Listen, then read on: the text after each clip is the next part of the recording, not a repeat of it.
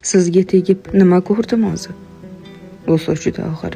Bu so'z nafaqat yurakni, balki sabrni, erkaklik g'ururini sindiradi. Lekin shu so'zni aytishdan oldin biroz to'xtab, jim turib, o'ylab ko'rish kerak. Aslida siz nimani ko'rmadingiz?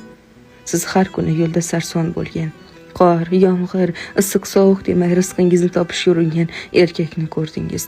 Siz bozorga chiqib, qimmat degan narxlarni eshitib, ammo baribir siz yoqtirgan narsani olib kelgan, o'ziga esa yillab biror kiyim olmay yurgan insonni ko'rdingiz. Siz tun yarmida bolangiz isitmasi ko'tarilib, vrach izlab yugurgan, mashinasini benzinsiz qoldirib, lekin sizni hayotda yolg'iz qoldirmagan erkakni ko'rdingiz. Sizni rozi qilish uchun ichida qanday gapi bo'lsa ham uni yutgan, biror marta men ham charchadim demagan insonni ko'rdingiz. Siz o'zining qiziqishlaridan voz kechib, sizni baxtli ko'rish uchun yashagan, boshqalar ko'rmagan fidoyini ko'rdingiz.